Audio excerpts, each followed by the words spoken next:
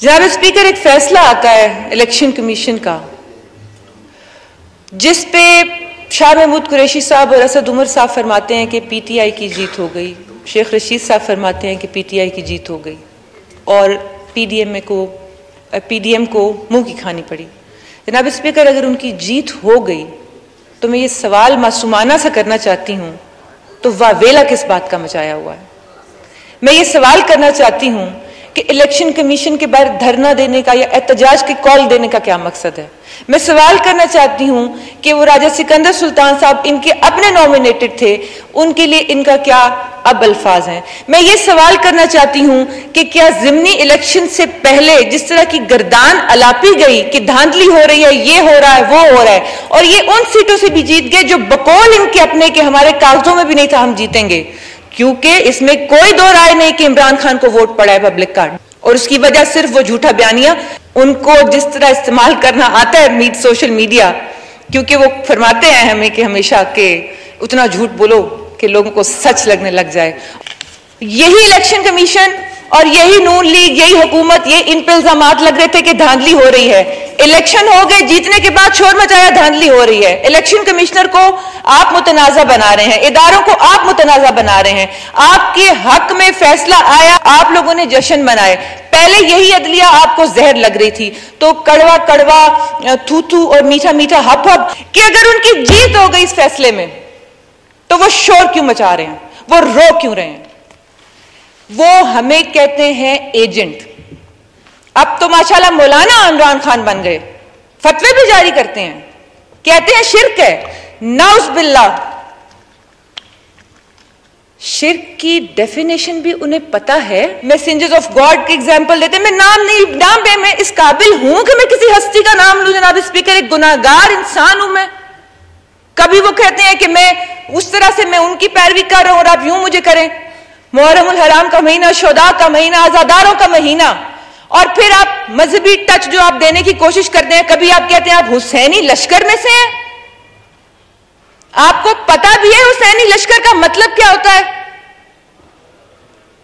हुसैन ने तो कंप्रोमाइज नहीं किया था, अपने असूलों पे डटे रहे थे, और आप अपनी कुर्सी बचाने के लिए पूरे मुल्क को दांव पे लगाने के लिए तैयार हो गए।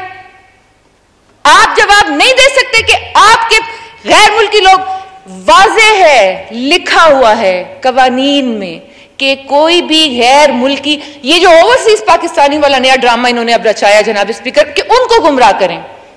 अगर मेरी आवाज उन तक पहुंच रही है, मैं तमाम ओवरसीज पाकिस्तानियों को कहना चाहती हूं, आप हमारी रीढ़ की हड्डी हैं, हमें आपसे प्यारा कोई नहीं है। और ये कहीं पे नहीं लिखा हुआ कि ओवरसीज पाकिस्तानी जिनका नायका बना हुआ है वो किसी भी सियासी जमात को फंड कर सकते हैं। ये वाज़े है, नई ममानियत। क्यों गुमराह कर रहे हो ओवरसीज पाकिस्तानियों का नाम ले लेके लोगों को? क्यों उनकी फंडिंग से रोका जा रहा है? हम उनकी बात नहीं कर रहे, हम तो इंडियंस की बात कर रहे हैं, इजराइलीज की बात कर रहे हैं, अमेरिकन की बात कर रहे हैं, यूएई की बात कर रहे हैं। सी पैक वालों से किसको मसला है? नहीं पता जनाब स्पीकर किसी को। अमेरिका बना रहे हैं, मुंह से जुर्रत है कि खड़े होकर यह कह दे अमेरिका मुर्दाबाद? नहीं कहेंगे जनाब स्पीकर। नबी आखिर ज़मान सल्लल्लाहु अलैहि वसल्लम, हमारी जान, माल, औलाद, माँ बाप, सब कुछ उन पर कुर्बान, पूरी कायनात में रहमतुल्लिल आलमीन का लक़ब है सादिक़ और अमीन, कि वो किसी आम इंसान को वो लक़ब दे जो सिर्फ मेरे आका सल्लल्लाहु अलैहि वसल्लम का लक़ब है। क्या ये तौहीने अदालत है? तौहीने मजहब है? आप शिर्क के फतवे लगा रहे हैं लोगों को। यहां हम लोग, मैं आप सबसे ये रिक्वेस्ट करूंगी कि अगर आइन में कहीं लिखा है कि उनको इजाजत है कि वो किसी भी आम इंसान को ये सर्टिफिकेट दे दें, नाउज़ बिल्लाह, जो लक़ब सिर्फ मेरे आका का है। मोहम्मद सादिक और मोहम्मद अमीन नाम रखने से कोई सादिक अमीन नहीं बन जाता जनाब स्पीकर।